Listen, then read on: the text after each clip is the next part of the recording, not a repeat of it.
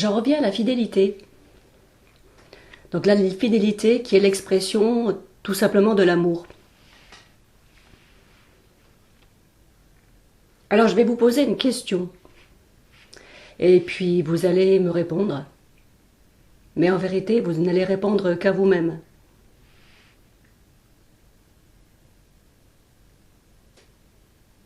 Admettons qu'un jour, il n'y ait plus de banque.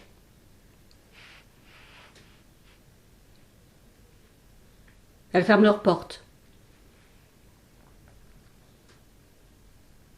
Est-ce que l'entreprise va pour autant continuer de tourner?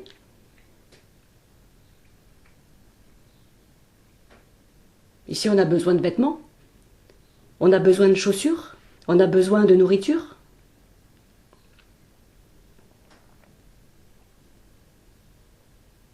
Le boulanger, quand il fait son pain, par exemple, il le fait avec amour ou est-ce qu'il le fait pour l'argent? C'est quoi sa priorité? Vous n'avez plus de prélèvement bancaire. Il n'y a plus de possibilité en fait de retrait au niveau de la banque. Qu'est-ce que vous allez faire?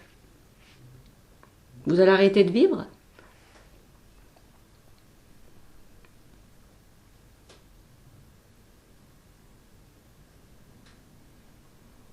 Le boulanger, lui, il ne va pas s'arrêter du jour au lendemain. Les artisans, ils ne vont pas s'arrêter du jour au lendemain de travailler. Généralement, un artisan, quand il est artisan, c'est parce qu'il aime son travail.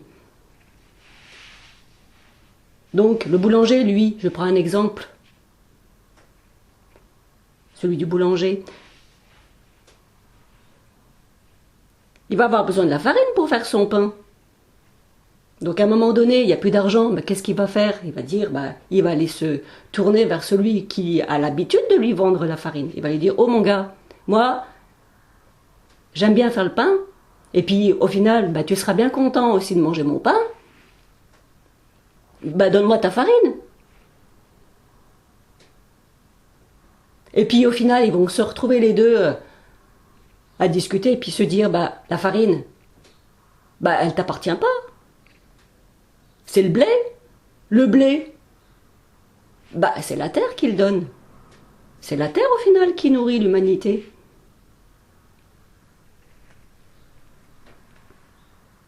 Donc, il ne devrait pas y avoir de conditions. Et puis à partir de maintenant, étant donné qu'il n'y a plus d'argent, il n'y a pas de conditions. Chacun est libre d'accéder à la nourriture. Donc chacun d'entre nous ici avons un potentiel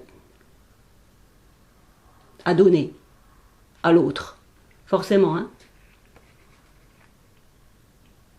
On peut passer tous les corps de métier en fait en revue. Le restaurateur par exemple, est-ce que lui il va continuer à nourrir les touristes sans argent? Est-ce qu'il va donner son amour à l'autre pour la cuisine ou pour la gastronomie?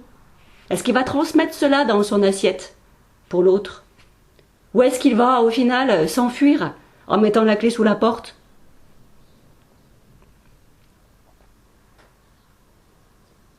Vous regardez encore plus proche que ça,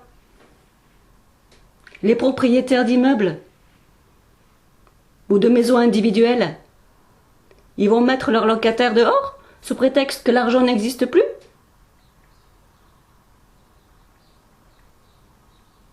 Donc aujourd'hui, en fait, on peut voir exactement où les gens sont, où la conscience collective en est.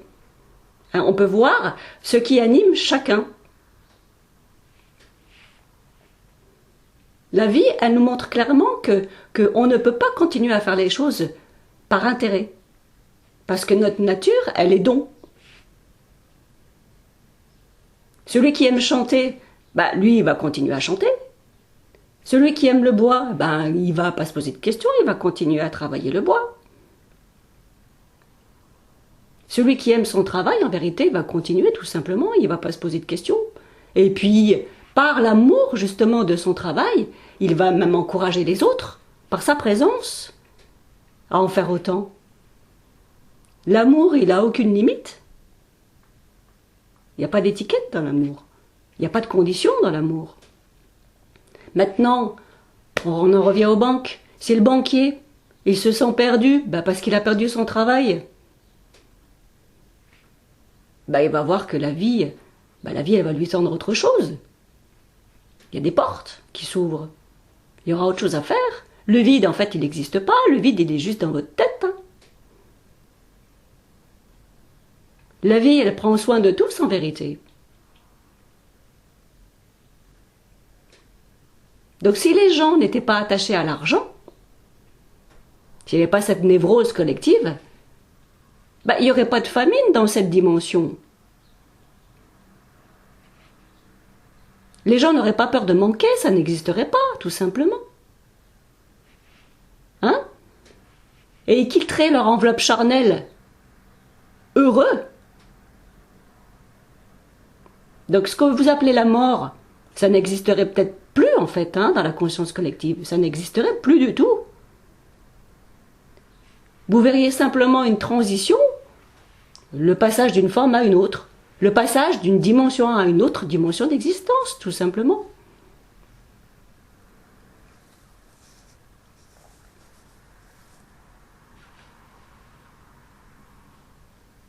Donc tant que l'argent fait encore partie de ce monde, soyez doux avec lui. Soyez doux avec cette énergie. Soyez reconnaissant. Vous n'êtes pas ici pour le condamner. Et vous n'êtes pas ici pour condamner quoi que ce soit d'ailleurs. Tout a sa raison d'être.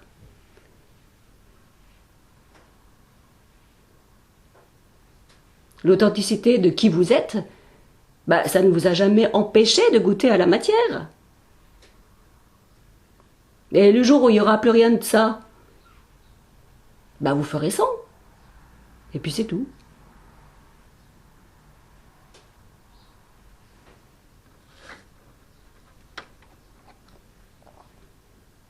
Donc vous allez voir qu'au final, la véritable solidarité, elle va émerger. On vous a fait croire au vide, on vous a fait croire au néant, sans argent, sans ceci, sans cela. Mais en fait, il n'en est rien.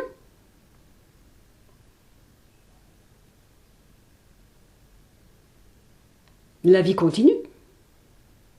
Et je dirais que cette absence d'argent, même au niveau collectif, elle vous ferait prendre conscience que le plus grand des salaires est votre liberté. La liberté de l'amour. Voilà.